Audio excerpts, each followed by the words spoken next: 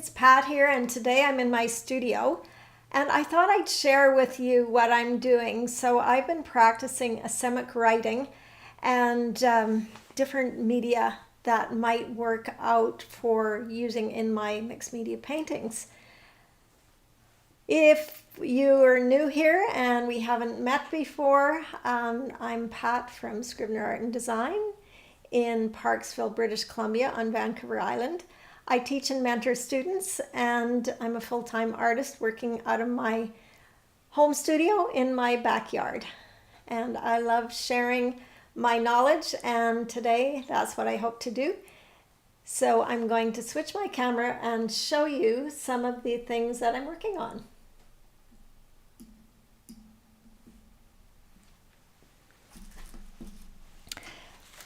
So here you can see that I have a pile of stuff that I have worked on already. And this first one is on an old dictionary page. So I love using text from dictionaries because they're going to be, if they're not already, a thing of the past. And I just like to preserve some of that history. So in this one, I used, I believe, a Sharpie marker. And this is a French dictionary. I got it at a local thrift store for, I think, $10, but it's absolutely huge. So that's a great paper to use, I find. It's fairly thin, and this one is quite vintage looking, but some of them are whiter as well, so it depends what you like. But that makes for great collage paper. This one is a deli paper. It's dry wax deli paper. So what they wrap your sandwich up at the deli, you can buy this. It's not always easy to find, but you can find it on Amazon and probably at Costco in the US. So in this one, I used the Woody Stabilo, and I squirted some water on it to let the marks run a bit. On this one, I got really gestural with a big brush, and I was using India ink. So trying to practice big gestural writing, and that's just on computer paper. This was a Mark All pencil, and I tried just going over it, but it was kind of tedious just using a watercolor brush.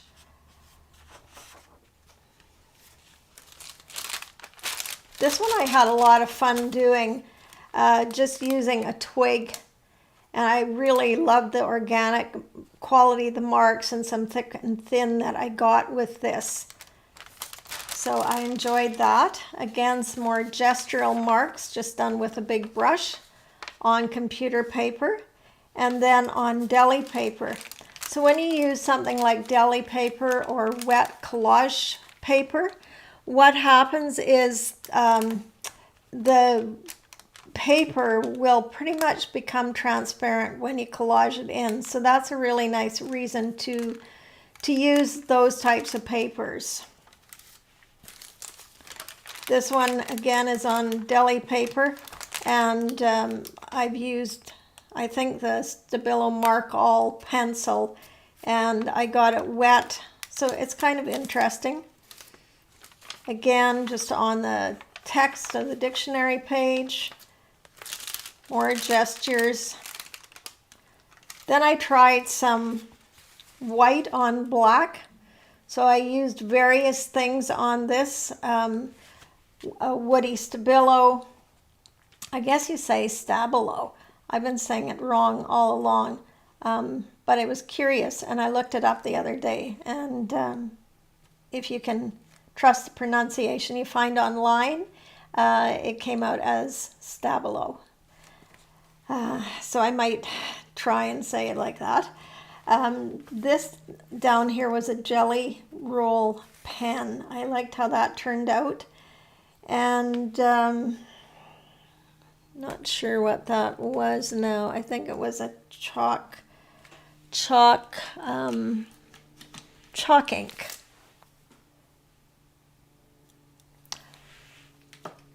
And this last one I actually did with paint and this spatter brush, just in white paint down here. Yeah, this part.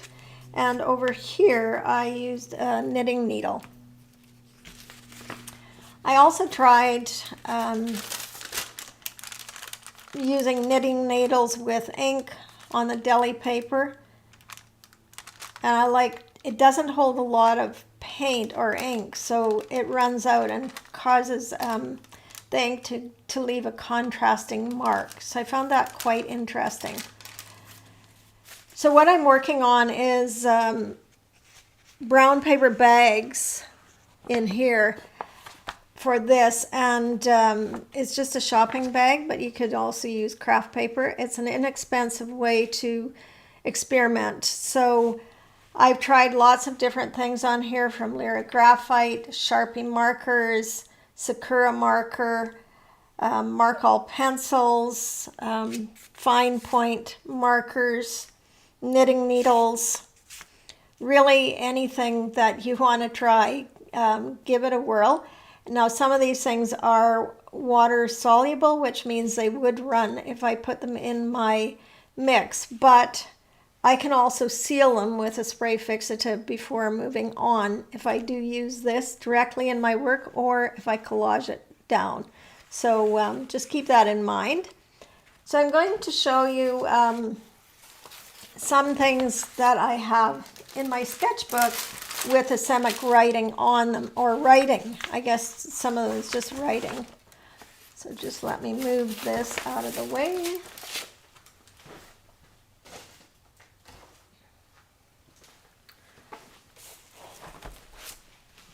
So Asemic writing, it's been around for a long time, but it didn't really get its name until somewhere in the 90s. And basically, it's any kind of writing or symbolism that looks like letters. So, you know, it goes back to many, many years and to Chinese lettering.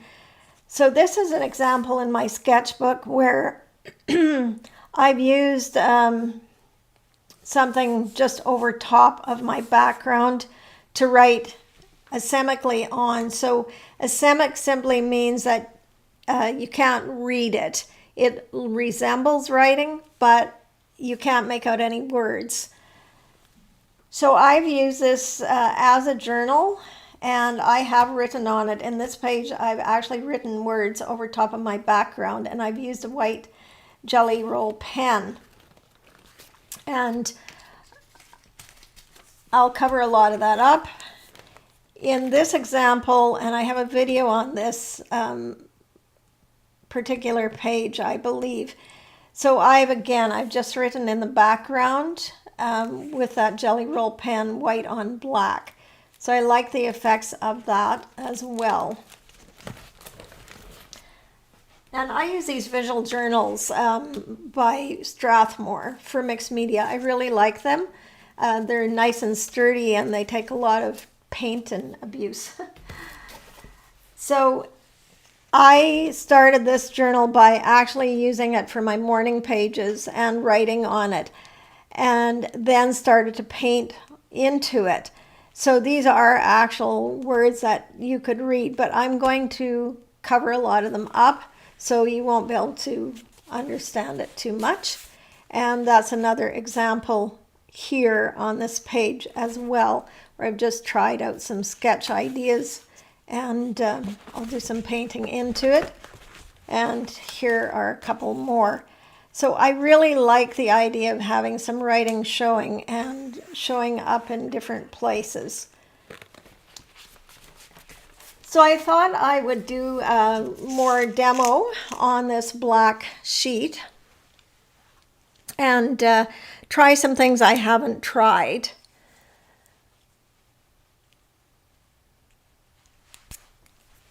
So I have a metallic marker here, a Pitt artist pen, in gold, and I haven't used these pens for ages, so this is a good way of using them up, but they may not have a lot of good ink left. Like this one looks like it's kind of running out.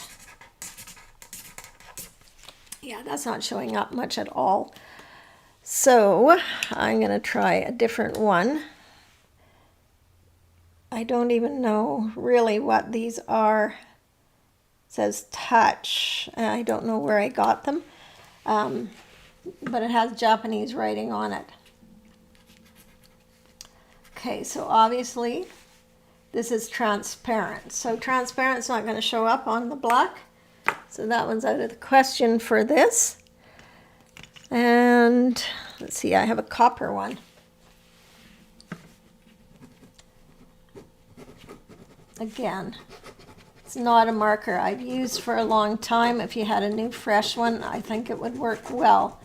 Now it's really hard to talk at the same time as your Asemic writing because you want that stream of consciousness coming through as you're writing. And you know, how do you go about this? I've practiced a lot, and I have just got used to doing this. But if you haven't, you might want to think of a short sentence, and then you compress it. And writing quickly helps. So let me write, it's a nice day.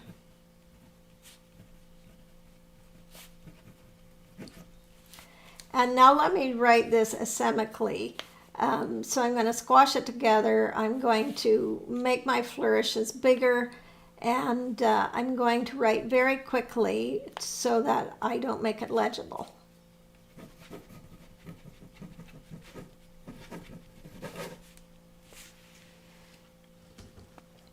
So I got a little confused and added an extra little loop there, but basically that is one way you can do it. So going really quickly and exaggerating is helpful. And so you can think of words to write or short sentences, or you can just try and assimilate that as you go. So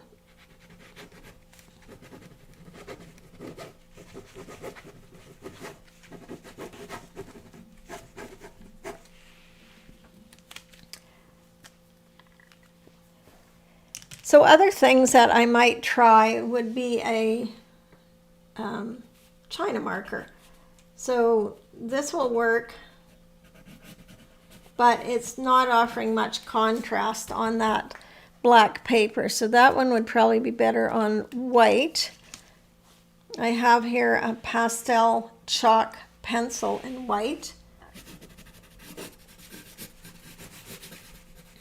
Now that works really nice, although it is probably going to run and smear off, so it would need to be sealed. And again, the Stabilo mark all in white. It will mark nicely on here too, but it is water soluble as well. And I have some woodies, which they will write very nice on this painted surface. But again, they will move a bit if you add them into painting and continue on with a medium like acrylic. So that's how the pink looks. And I have an orange one, just to give you some ideas of different things you could use. And I have a white one. I have a black one, but that's obviously not going to show, but the white one works lovely. And what else do I have here? This is a Derwent Graph Tint pencil. So it's graphite, so again, that should be stable, shouldn't run, and you can get that in lots of colors. So you can do this on white or on any color or black paper. This is a Neocolor 2 crayon, and again, it would run, but you could get the Neocolor 1, which is not water soluble. And then I have a bunch of pastels. So this is an oil pastel. I like how that works. And now your paint would resist that some. So when it would be hard to cover up, but definitely you could use it. This is just a Lyra pencil crayon. Again, the contrast is a bit too high on the black, or not high, not enough contrast for you to really see it. But if you wanted something subtle, that could work out nicely. And what else do I have? So a lot of things are transparent, like the Pitt pens, and they're not going to show up at all on the black. So that's not going to work. And the Copic markers, the same. So we're looking for opaque colors. So I'm pretty sure the Copic marker, yeah, it's transparent. But the Posca pens are opaque. So these are acrylic pens, and these are fabulous to write with on your acrylic paintings. And they come in lots of colors. I bought a set of various colors, and then I think I bought this bigger one as open stock because I really like to use the teal a lot. So they do come in different widths.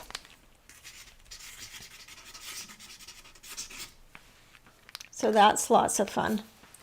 So there's so many things that you could try, and I hope you will explore it.